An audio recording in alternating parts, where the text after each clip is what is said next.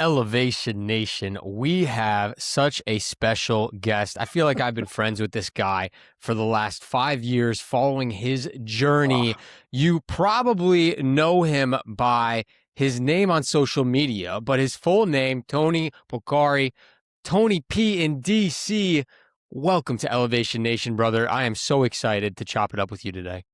thank you for having me, guys. First of all, it's funny. So 5 years, it's been almost like 3.5 years now. And I know that my stuff wears very thin on people. So it's been a few years longer in people's minds. I understand that because I would wear myself out too. But I'm just honored to be here and to be talking to you guys. I love what you all have built, what you're doing in terms of, your speaking and talking about such important issues when it comes to, mental health and just trying to find your path. Because especially now in this era we're living in, no one can find their path, and we're always trying to figure out what's next. And I think it's great to have these conversations. We are pumped to get into it with you, Tony. I mean, just to Sam's point, been following you for, I guess, 3.5 years now. Not more than Sam. Thanks. Five is, yeah, it can only be 3.5 years. Right, but But you I have an get it interest. though. Yeah, totally. You have an interesting story, though. You come from a similar world of us in corporate. Then you're like, you know what? I'm going to go out on my own. We start every single Elevation Nation podcast the exact same way. We Yeah. got to hear your elevator pitch. Tell us a little bit more about who you Yeah. are. So name is Tony Polcari. Well, it's actually Anthony Polcari. My mother and all my family will never call me Tony as long as they're alive. So Anthony Polcari, born in the Boston area, was basically an only child for most of his life. I ended up having an adopted sister come into my life later on. I'm blessed to have that.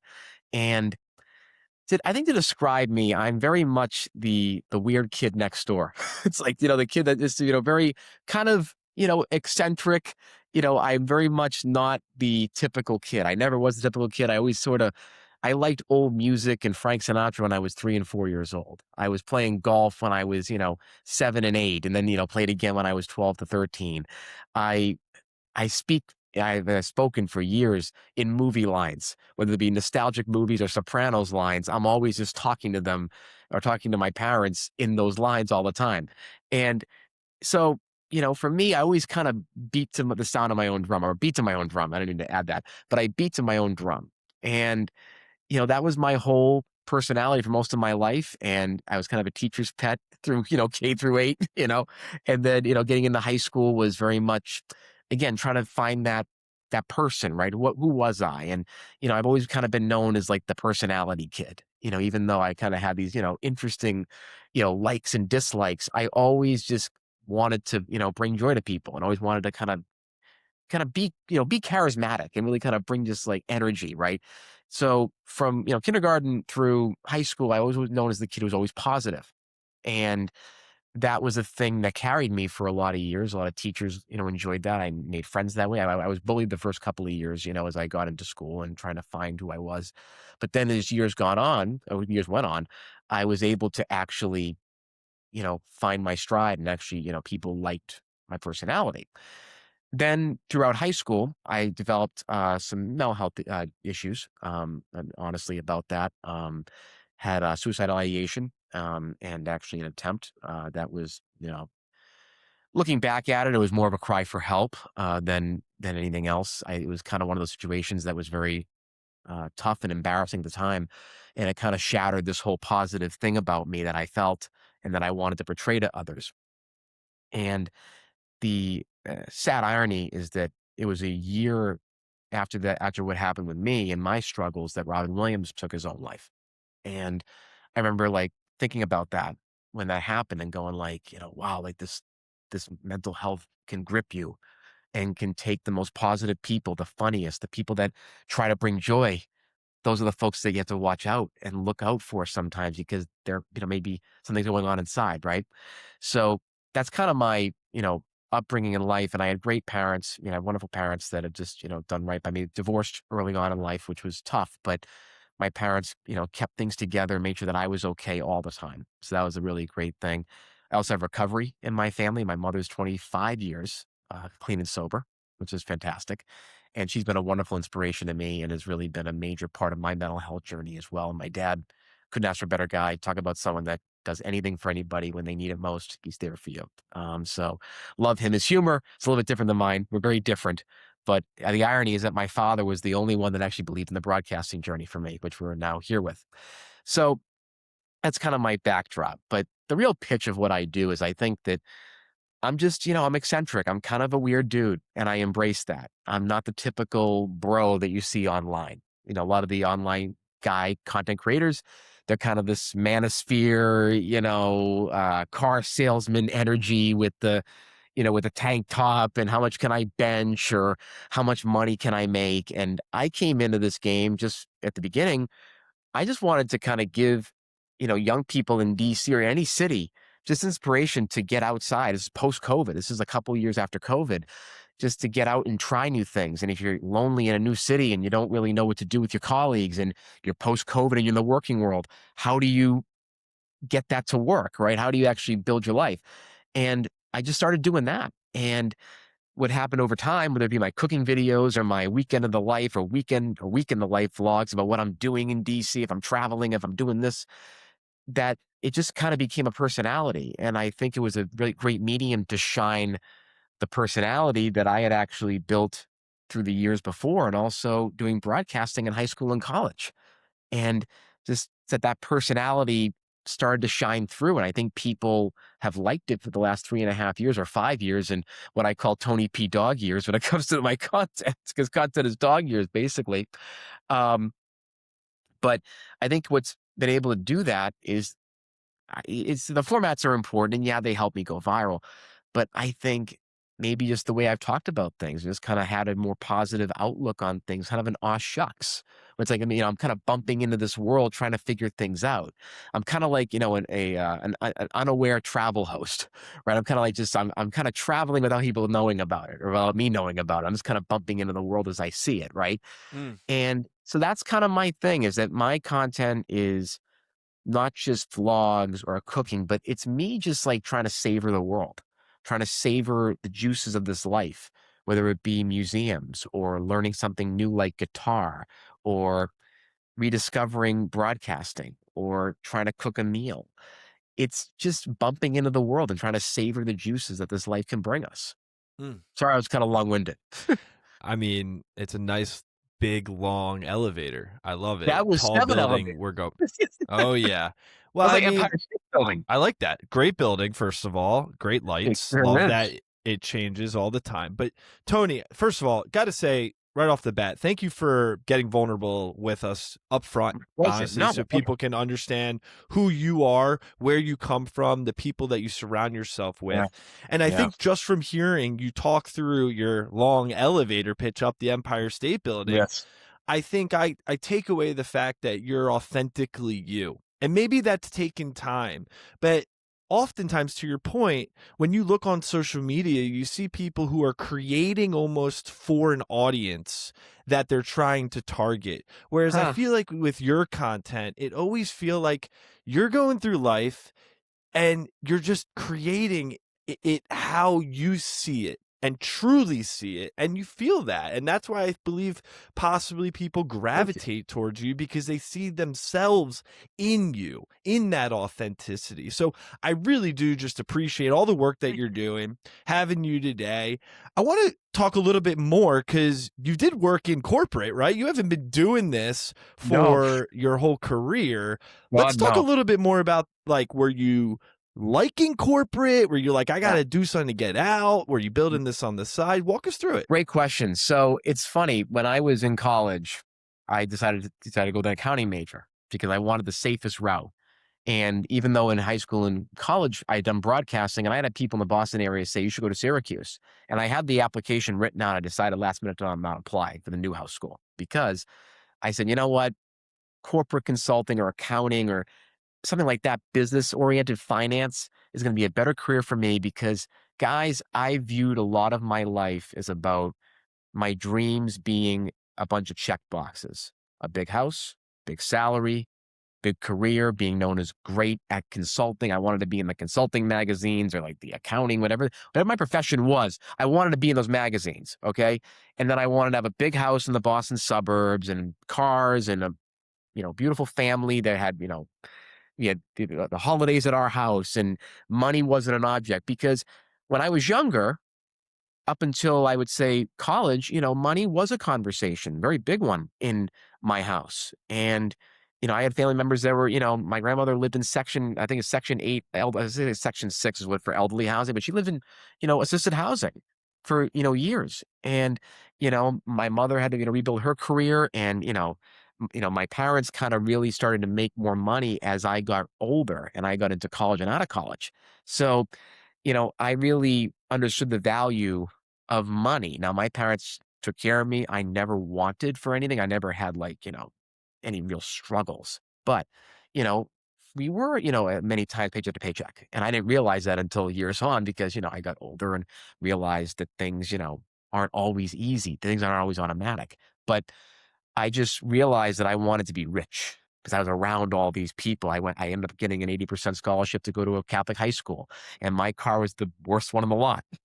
And I got to see all these kids that would invite me to country clubs. And I was a caddy at a course for a couple of years. And then I worked in the golf industry at a golf shop, and I had people take me out to their golf courses. And I got to see this. And then I scrounged together money towards the end of my college career to have a junior membership at the course that I had done some work at. So all of that, I wanted wealth. So I was like, okay, sorry, and a high school career, sorry. I wanted wealth.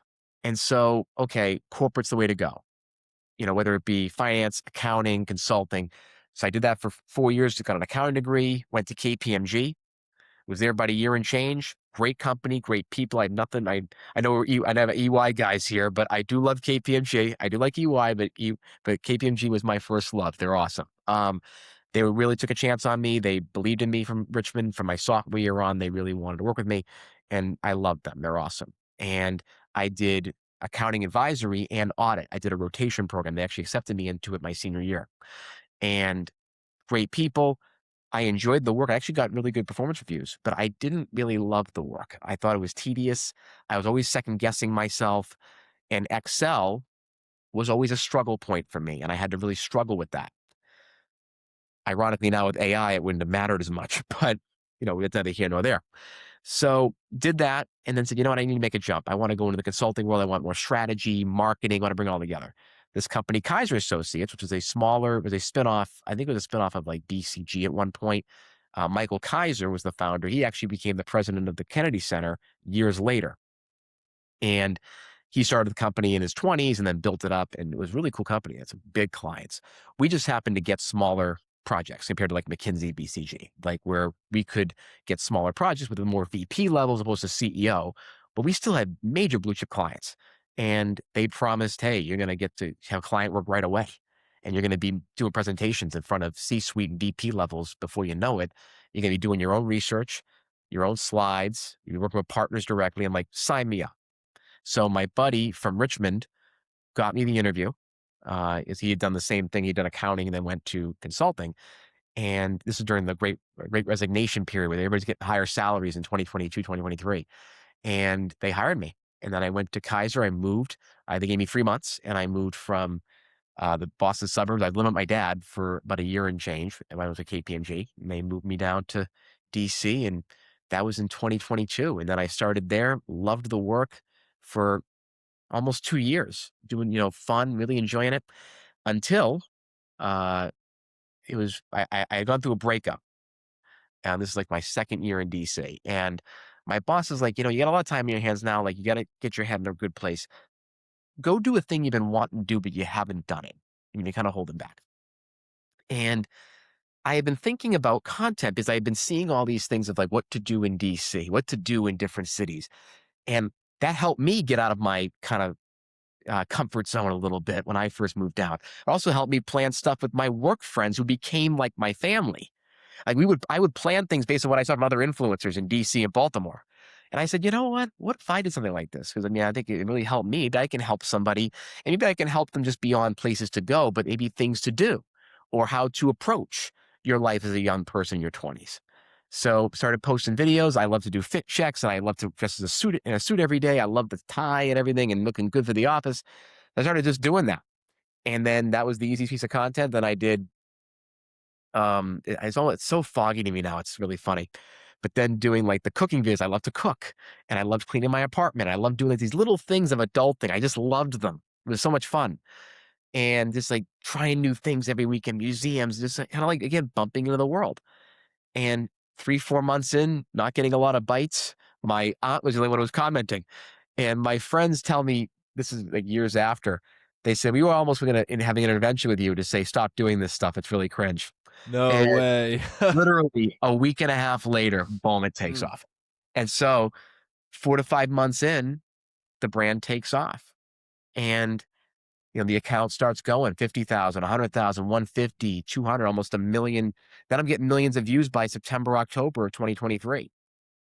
And, then I'm thinking to myself, oh my God, like this is a real thing. And I'm starting to get brand opportunities. And I had an agent that reached out and said, hey, you want to work with us? And I said, yes.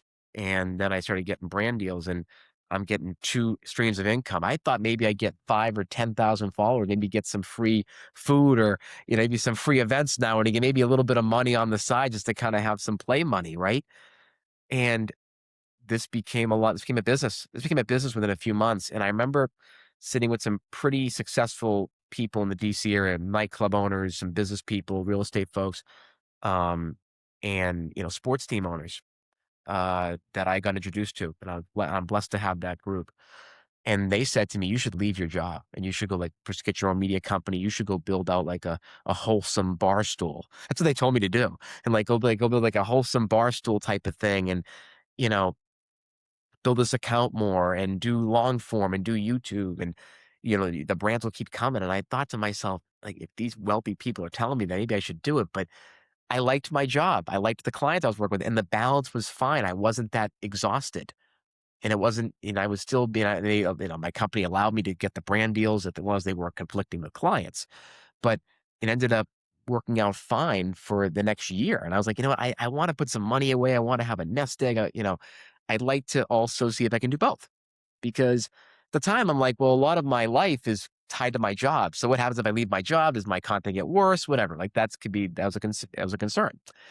But then year in, I start discovering through my appearances on Fox and other networks at the time, I was doing kind of guest interviews. I was also getting written up in articles by People Magazine and GQ and HGTV. And then I did a Food Network digital Unbelievable. series, a recipe series, like as a couple episodes of 10 minutes of a cooking show. And I had watched Food Network with my grandmother for a bunch of years, and I'd still watched them before that.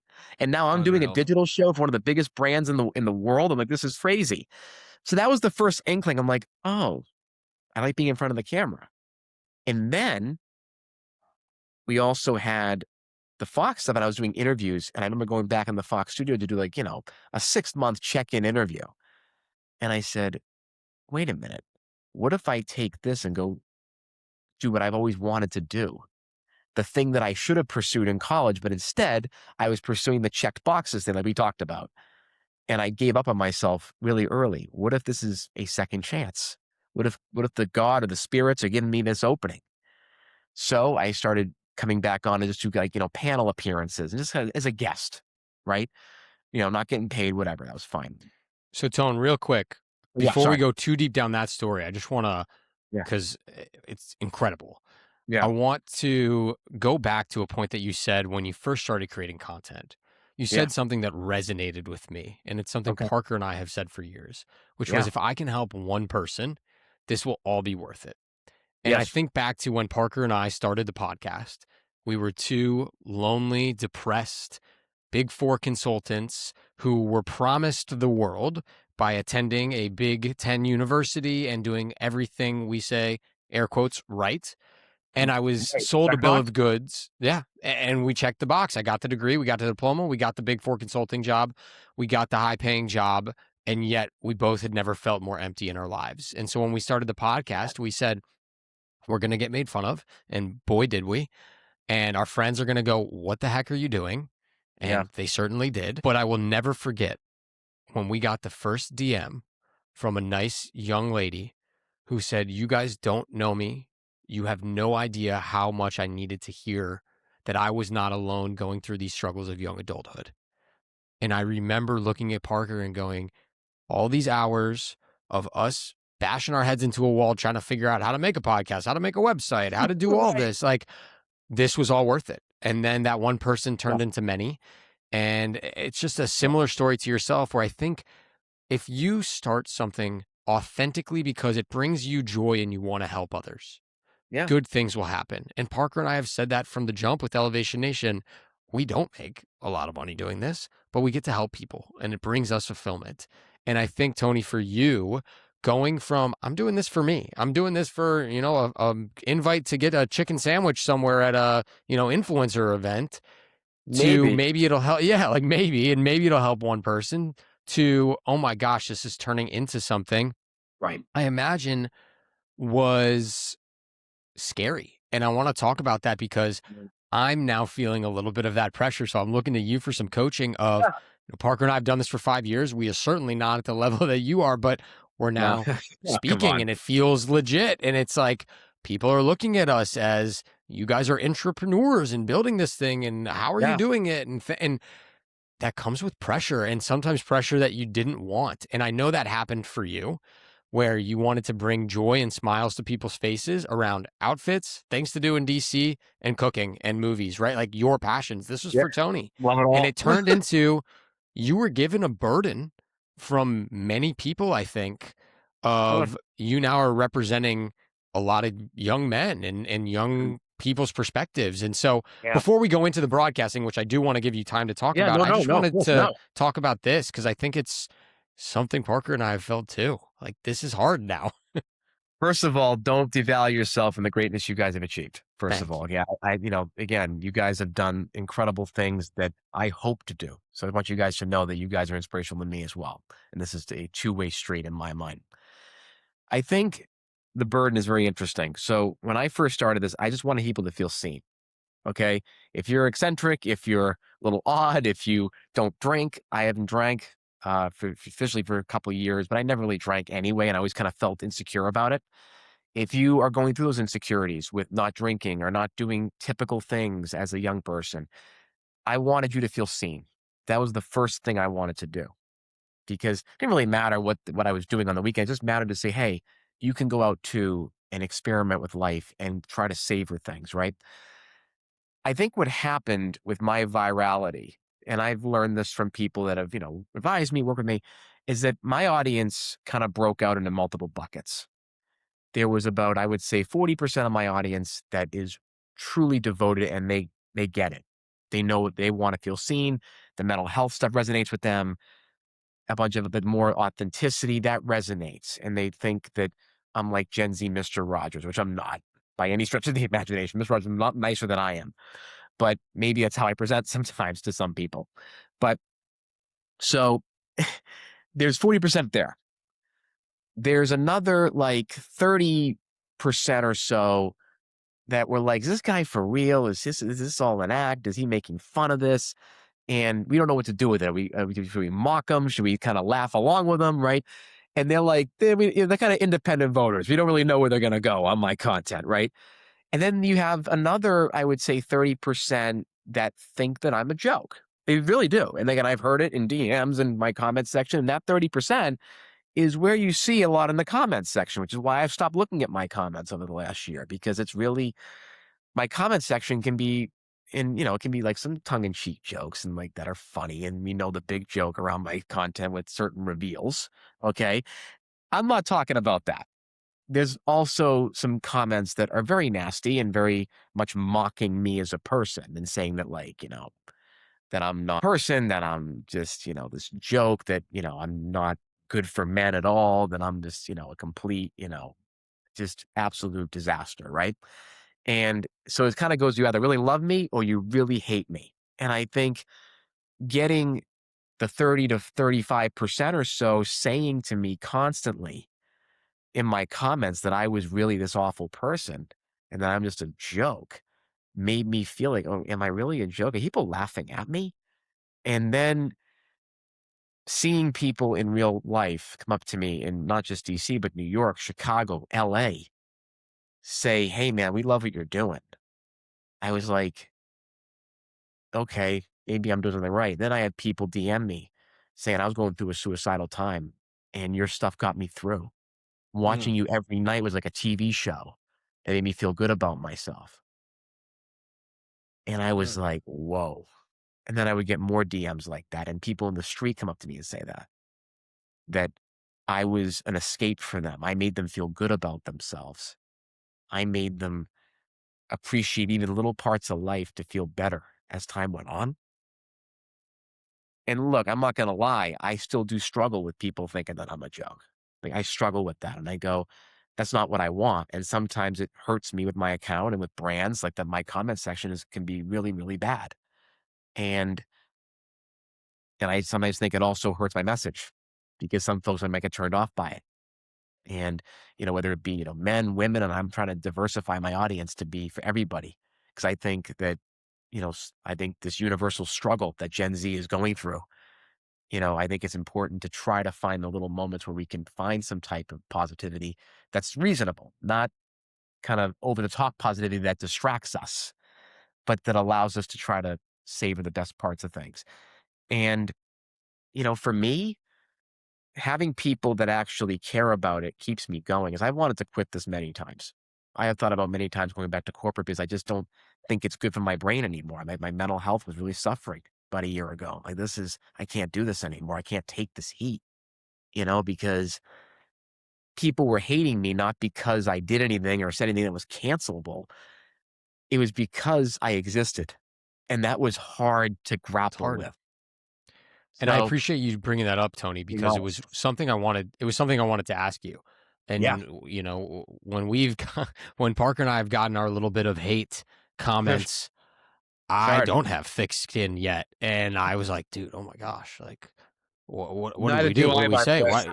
Yeah, it's hard, man. And like, I wanted to bring up a couple things. One of them being, I love that us three are having this conversation because Parker and I Yes. oftentimes advertise ourselves, funny enough, as like we are typical frat boy, like we're Jewish frat boys from University of Maryland who love sports, but we get deep and we are like 70-year-old men who talk about life and the hard things.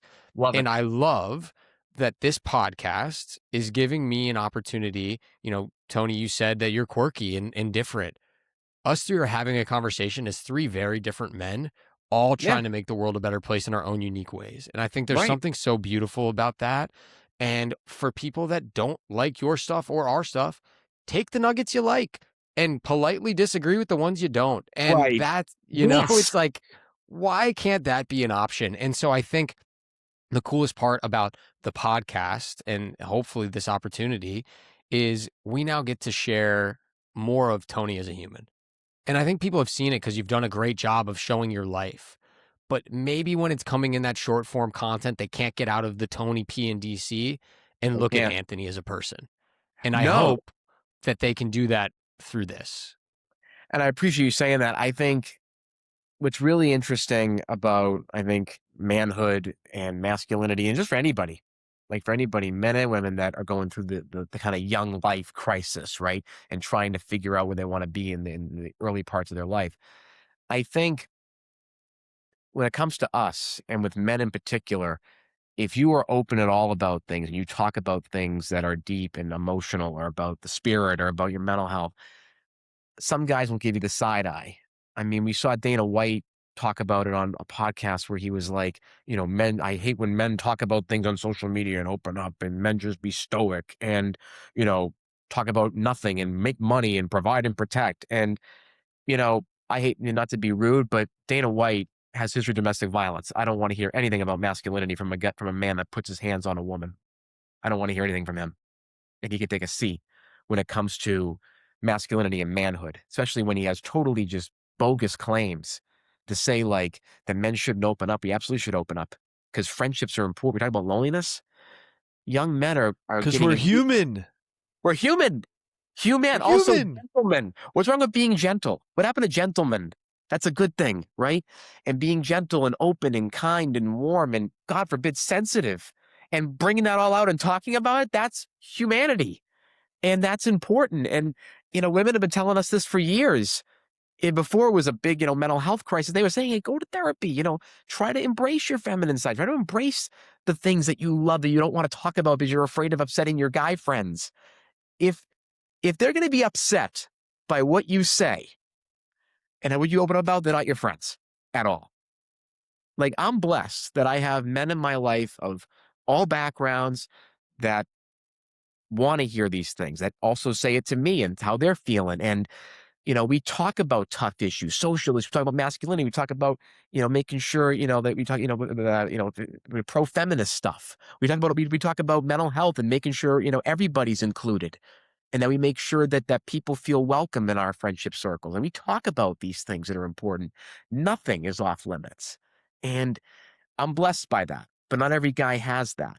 And I think in this moment, whether it be this podcast or even the content that I put out there, or, just other voices that are coming into the fray that really are important, we have to give men permission to be open. It's okay to talk about tough things. It's okay to be open to people. It's okay to be inclusive and to be loving and to be warm. Like, we have to break down this barrier, because if we don't, we're headed down a path that's going to be really, really ugly. And we have ugly forces out there that are telling men online to be misogynistic, to be mean, to be overly stoic to the point of repressing emotions and, you know, not being gentle and not being kind. And like, we have to find a way to have more conversations like this, because it's important, and it's important for I everybody. it's at the core of why we started Elevation Nation, Tony. I Yeah. mean, you heard from Sam a little bit. We were going through our own struggles. We needed a place to talk about it, and then we're like, oh, we should Yes. all ask some other people about how they go Right. through and think about their own life. Yeah. So vulnerability is at the core of everything we do, whether it's the podcast or a speaking event. But what we talk about at Elevation Nation and what we're so caught up in is the idea of mental fortitude. And mental fortitude Yes. sometimes is the thing that men need to look inward, because it's hard, it's uncomfortable, Yes. it's not necessarily always fun. But it's Sam and I believe that mental fortitude to look inward is actually not going to have you sitting in a corner in your bedroom every single day weeping and crying. It's through that emotional analysis, Yeah. looking in who you are, what you want out of your life, what you're inspired by, the people that you love, the things that you love to do. By having those inward conversations that are really challenging, that is how we then go move forward and make a life for ourselves, whether it be in the professional world, personal life, but also make an impact in the world for others. And through that mental fortitude, through that introspection, that is how we make the world a better place. And so I completely agree with you. We need to be teaching people, men in particular, I think a little Yes. bit more, Well, that then here. using mental fortitude to look inward and be vulnerable is an incredible thing. Yes. And it's a form of mental toughness, right? Where there's a line in the movie Good Will Hunting where Robin Williams' character says to Matt Damon's character, you don't want to talk about things, do you, sport? Because you're terrified of what you might say, right? And that's such a true comment, that so many guys are afraid of what they might say, because it's easy to have friendships that are surface level, that are based on, golfing and watching football, and the whole thing of your conversation is about, what podcast you're listening to, ironically. Or what sport you're playing, or, this typical just surface level topics, right? Whereas when you get to talk to your guys about, hey, I need some help with this, and I need to get through what, I'm dealing with, mental health issues, or I feel like a loser because I missed out on this deal, or I lost this consulting job, or I missed the presentation, or, hey, I want to speak out about something and I'm afraid to do it. How do I get involved with certain things? That is where really just a good foundational friend group that invests in that mental fortitude with you, to, hey, it's okay to go through that fear, but once you get through it, you're going to be free of that. Can I That's can the I say so? Can I jump in right quick Yeah, yeah. on this? And Of course. I'm going to get a little vulnerable because sometimes, Sam and I, we've done the podcast 500 episodes, right? We've spoken Wow. in front of tens of Congratulations. thousands of people. And, oftentimes we're portraying a character, but also, Yeah. hey, like, we're your motivator, that to look inward, to get introspective. And sometimes I feel like an imposter because maybe I shouldn't be the one who is like saying, "Oh, I'm not doing well," because I'm supposed to be on the stage to tell you this is how it's supposed to Yes. go. Yep. And my question for you, Tony, is like you say you're the positivity guy, and I imagine that you struggled immensely at times because people are expecting you to be always positive. Yes. It can be How do you if how do you handle that? I've adopted the phrase reasonable positivity recently, and I think are reasonably positive. And I think it's good to be positive when it's warranted and when I think other people will benefit from it. If you can help them see the positive side of things, if you can help them see the learning opportunity, right? But look at the world we're living in.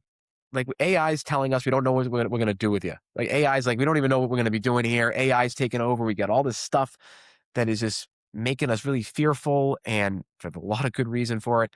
And we can't afford anything. We don't know what our finances are going to look like. We don't know what our family life's going to look like, right?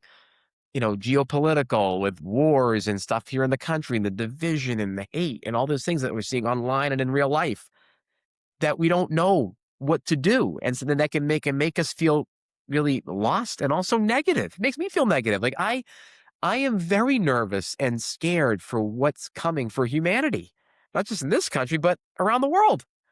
Like we have lost our empathy. We have lost our ability to care in a lot of ways. And I go, how can I be somewhat helpful with that without being a distraction? Because if you watched the Hunger Games before, any guys? Okay, Caesar Flickerman, right? The broadcaster. He tries to get you to be distracted from what's going on at the Hunger Games and what the Capitol's doing, right? My goal is not to do that. My goal is to give you a place where you can feel seen in times of trouble and things are stressful economically or socially or whatever the world is, business, politically, right? But also, I'm going to give it to you real and straight too, that things aren't easy, that things is okay to not be okay. And I think there's a balance there where you can be positive within a reason and positive for a reason, right? Versus just being positive to be positive. Because too many people, only good vibes only. It's like, no, we're not in that time right now. People are struggling and we need to be honest and positive when we can be. So that's kind of my view of it. But I think, in my own personal life, the same thing. Like, I mean, I've had multiple struggles, mental health wise in my life, things with my own self confidence, doing content and broadcasting and like, having panic attacks on TV. Like, I've had those things and also financially. Like I made some terrible investments when I made a lot of money in the first couple of years of this. I blew a lot of it. I had to like scratch and claw to get some of it back because I was like, I blew a lot of money on things I shouldn't have spent money on, investments that were really bad and that were sexier than other investments. And I, had those moments and then plus, just awful spending. And Yeah. so, and having to like deal with that and like going 3 to 4 months without any consulting revenue at one point, also going 8 months without any revenue from brands for a while. Like that was a lot to deal with. And I thought to myself, like, hey, am I done? Is this my career's over with this? Like, and with all my horrible spending and investments, am I going to be all right? And, you know, so I've had, again, they're all Cadillac problems compared to what most people are going through right now. But I think just to give the personal lens, you can't always be positive, but I think if you can find a nugget, a thing, an event you're looking forward to, a part of yourself that you like that gives you hope for the next day, take it and bring it as a part of you.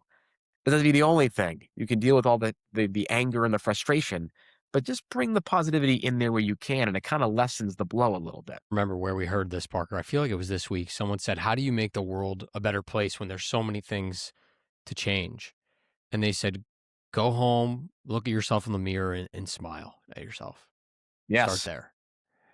And I thought that I don't remember. I don't Right. know who was told that to us, Parker, but it was a great quote. And I think I'm with you. It's hard sometimes to always be positive, of course, It's so hard. but I also feel irresponsible if I'm not positive. Like, what in my Yeah, life is that bad right now?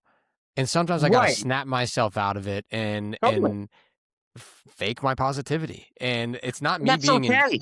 yeah, like I'm not being disingenuous. I'm No. trying to trick my own brain. And I think as I've gotten older, probably the biggest lesson I've learned from my 20s is I can trick myself more than I Yes. give myself credit for. No, you don't want to go to the gym. Like, you're going to feel worse about yourself if you don't go to the gym. Like, go to the gym, right? Like, Yeah. how do I play myself in these mind games to try to make my life more positive and more effective? And that's been Yeah. Well, you something that practice I think has helped me. gratitude. That too. Yeah. Right. And I think in doing it in a very intentional way, right? Like, am I Yeah. grateful for certain opportunities? Am I grateful for the impact I get to have? Right. And I think when you can center your gratitude on what you're doing for other people, I think it's really effective. I think, Yeah. oh, I'm grateful for, for this thing I bought. It's like, no, like that's not a thing. I'm grateful for food today. I'm grateful that I was able to give some money to this thing, or I was able to help this person with their journey, right? That's where I think gratitude does such wonders. And I don't journal enough, and I probably should, because I think it'd Mm. be a good healthy outlet. But I think when looking at being positive generally, you have to really think about the other person, right? Like, I'm being positive to help somebody else here because Yeah. they may be having an awful day, and their interaction with you might make them feel 20 times better and might put them on a track where they feel better and they get more engaged in the world, right? I mean, you think about, whether it be, the greatest, athletes, the greatest leaders, the greatest activists, and just people that made social change in our history and that built incredible technological advances or cured diseases. How many times did they have moments where they were cast out, ostracized, laughed at, hated, and they kept coming back? They sacrificed time, they sacrificed their lives in many occasions too, their reputations, and they kept coming back. So that doesn't mean you have to be all the time, oh my God, the world is so beautiful.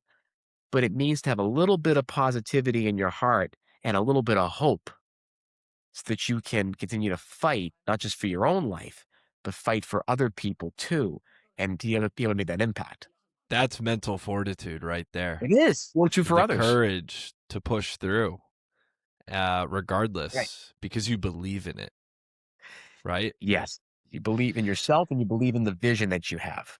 Mm, Now we're talking the same language. Yes. I mean, we were the whole time, but now we're Right. really on the It's same like page here, Tony. we're getting like just totally in the zone here. I love it. I love We're it. setting Well, a tone. setting the tone. We always are setting the tone by communicating anything from our heads. We're Anyway, setting a tone. right. And Tony, hold you accountable. It's tell important. us like what's next for you. Like what it's July in Yeah. 2026. Hmm. What's coming up? Man, I mean, it's funny. I've been thinking about this question through my head just in life generally. So for me, 3.5 years into this, have been blessed by the love and the support and people telling me to keep going, have also dealt with some of the negativity, as we know. I think for me is I'm in a very much a state of like, I'm kind of in limbo. I don't really know what I want to do next in terms of this account because, it's helped me get to a really great, incredible, basically it's one of my jobs in life at Fox here in DC, doing an incredible news show every night, hosting pop culture shows and being a panelist on some with some of the greatest journalists and anchors that I could ever ask to work with. And just true professionals that have had incredible experience and should all have their own shows nationally, in my opinion. But just truly great people to work with, the best. I think for me, I want to go from being the internet meme, the positive guy that's like, that's great. But also, I was known by a lot of folks as the internet meme. They call it LOL cows, which is like something that gets a lot of laughs out of people, is like, people like to kind of mock at times too. I'd like to find a way to get rid of that branding and go become not only an entertainer, a talk show host, whether it be mornings, daytime, or even late night. I'll take any slot any network would ever give me. Right now, I do 9 o'clock news and I love it. Like anytime I'll take. But to be somebody that's actually known for being talented, I think that's kind of what I'd like to be known as. Like my vision is to not be doing fit checks in my 50s or doing, day in the life of a 50 I don't year know. You old, got some nice suits, Tony. We could keep it coming Thank you, here. thank you. I mean, I appreciate that, but like I don't have a desire to be doing that Yeah, for forever and ever. Like it's been great, and I love what the content does for other people, not the formats themselves. sure. I just have gotten hooked on it because people love them, and people like will say it brings me inspiration, it gives me comfort and peace, and I'm like, I don't want to give that up, but at the same time, It's hard. I also want to pivot to go do a thing that I think will bring in more people for different reasons and potentially will showcase a talent that I think I have, whether it be entertaining or being, a talk show host or a game show host, whatever that looks like. And then maybe even doing more comedic stuff because I feel a sense that I could, not me again, stand up is something that is so hard as a craft that I think gets disrespected. People think that they can just go be comics because they're funny. It's like, no, comedy is an art form. So I'm not saying be a stand up. I'm just saying I could be a little more quirky and I could lean into that. So to kind of put it together, the vision for me is to try to pivot the Tony P in DC, the kind of quirky bachelor internet meme, right? And go become a real entertainer and go become known as like Tony P, the talk show host. I look at guys like Subway Takes, Kareem, who's a wonderful guy. Love him. He's been a supporter of mine. Or Track Star with Jack, great guy. Or Chicken Shop Date or Kiki Palmer's podcast. Like I look at those folks, Shannon Sharp, who's built an incredible platform. That's what I'd like to go try to do is like, go become a host and bring other people in and start to interview people more and have great conversations and draw out great insights and maybe come up with a game show of my own, right? Or, someday get a national show through a network, whether it be, maybe be the next Phil Donahue again, never been like that, but like, you know, I like to be in his image, not the next Phil, but be in his image. Like a Phil Donahue or Maury Povich or Regis Philbin or Oprah. Mm. Like if I could do that, that would be the most incredible thing is then I could take the little nuggets of good stuff that I do in my short form and make it bigger and make it more present. Because I think a lot of reasons why people don't always love my stuff and think I'm a fraud or someone to mock is because I show people what I do and it's authentic. Like I do solo karaoke night. I love rom-coms and making brownies at night. I love that stuff. I live for it.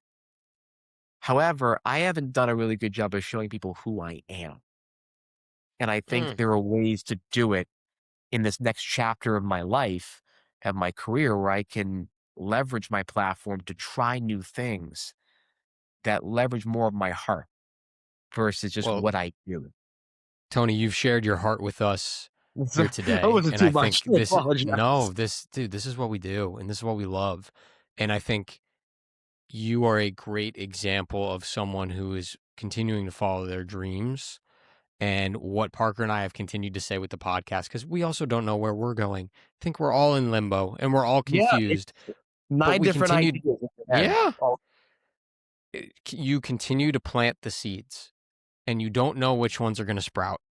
And if you continue to be authentically Tony and Sam and Parker can be authentically Elevation Nation, right. I'm so excited that hopefully the paths we are on, I have no doubt in my mind that we are all going incredible places to make the world a better place. And so I love where you're headed.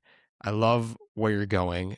I am excited that we are now friends to help support each other Oh, on our please. journeys Anyone. because I think we have a lot in common to help. I want to bring us, Tony, into our next section here. Yes. We got some rapid fire questions for you, Oh, I like some these. quick takes. Oh, So we're gonna pretend that I you're like on a Subway timer takes. on live TV. Exactly. So we're gonna start easy. I'm a Okay. foodie. All right. I think the DMV gets an underrated food scene rep. You got a favorite food spot that you're loving right now in the DMV? I mean, the greatest food spot in DC is Ben's Chili Bowl. There's nothing that comes close to it. Classic. And There it's you go. so good that they have one at DCA Airport, and it's nearly as good as Isn't the that crazy? one the main That's when location. you know. I just reopened after about, I think it was a year or two of being away. We interviewed the owner and the whole family, and it was truly just an honor and a privilege. Like not only a great, you know, just member of the DC community and a great business person and just a wonderful, just like, chef and culinary artist, we'll call it, right? But also just a really great, social leader. And to interview her to talk about what her journey was, and her and her husband that built that over, God, 70, 80 years. You can't go wrong with Ben's Chili Bowl for its history, its incredible food, and its connection to the community. Shout out Ben's Chili Bowl. I Yes. mean, my question for you, Tony P. I watched your video on Trackstar. I love what they're doing at Trackstar. I It's an think old they're one, great. right? It was like last year. They're great. They got me Years every old time. ago. Yeah, no, they were just I mean, Jack has built something incredible. I mean, I think they just got some fundraising for they have a big office now. Like they're investing heavily. And I mean, when I was on it, they were in a small office. Now they're in this like Mm. big thing. They got the podcast, they got the app that's coming out. What they have built is truly incredible, and it's what I'm trying to do.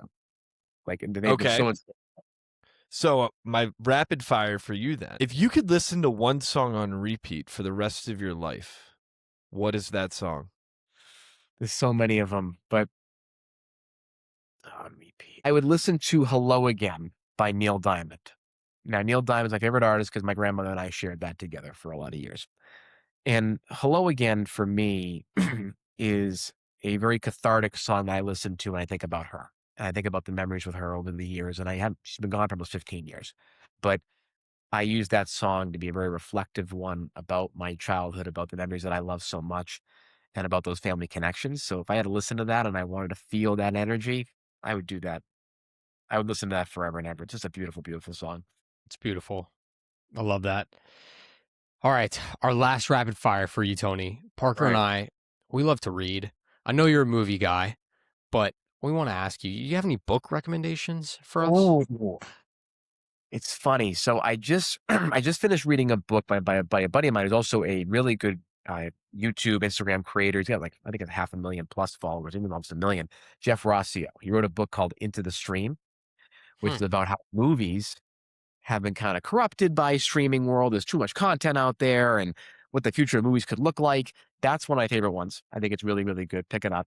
Also, kind of similar to that, Johnny Carson's biography that was not written by him, but it's called Johnny Carson, and it's a really, really great book about his career and how he just built one of the greatest franchises in TV history. I mean, you can't get any better than that one. And I think my final one, and my agent sent me this, is Steal Like an Artist. It's a really cool book about how to be creative in a world where basically everything has been taken, right? How do you iterate and make it your own and make it your little niche, right? So that's my favorite kind of practical book that I would give to people would be that one, be like, Steal Like an Artist. And it kind of sounds funny, but I thought it was really I think it's awesome. If we were in my actual studio, you'd see the bookshelf of all the books love the we've bookshelf. asked That is a people. great to have. I mean, totally. My bookshelf is overflowing with recommendations that we've gotten from Elevation Nation, That's especially good. the ones who give 3 recommendations. So now I got 3 more books Why to I gave add. you So three. Again, I can't I'm make just saying, decisions. it's okay. It's okay. But I got one last question for you. Yeah, This of isn't a course. rapid fire. We No, ask no. every single person who's joined Elevation Nation a question about the mental motto. We've spoken on Yes. stages and people have written Yeah. mental mottos. We've heard mental mottos through the podcast. A mental motto is a phrase, a slogan, a quote that embodies who you are and your mental fortitude. So Sam and I, and obviously Elevation Nation, we're so curious, Tony. What's your mental motto? So I had a few of these, and I was like thinking, should I just do the one that I kind of, really gone with for years? Should I do the newer ones? But I'll give you my favorite. All right. This is a few of them. It's a movie line, but I love it so much. It's from the movie Rounders, where one of the characters says, "We can't run from who we are. Our destiny chooses us." And I think when you have that view of that, your destiny is life is choosing you to do something. And it may not be clear to you, but with that choice that's been handed to you, you have to take take it and run with it and never take a step back. And I tell folks all the time that get up on stage for the first time, somebody gave you that platform for a reason. Don't ever take a step back. Take a step forward. And so that for me, like, just don't run from who you are. Like, run towards it. It's beautiful. Tony, on behalf of, Parker, myself, all of Mm. Elevation Nation, we are grateful for who you are. Thank you guys. I I was honored. love that we're on similar journeys and we're Yes. being authentically ourselves as we fumble and stumble and rumble our way through young adulthood and trying to make the world a better place. I know we're all going to figure it out together in due time and hopefully make the world a better place as we do it. And so, Tony, thank you for joining Elevation Nation. We appreciate you, brother. Sam, Parker, thank you guys for giving me the platform to talk about these things and allowing me to be so open, and for you guys being so open. This is the kind of conversation that we need more of. So what you guys are building is incredible. I know it's going to get into the millions and millions very soon. And you're going to have not just a platform, but a movement, guys. So congratulations on all your success. And thank you for having me. It's our pleasure. All right, Elevation Nation. Until next week, peace.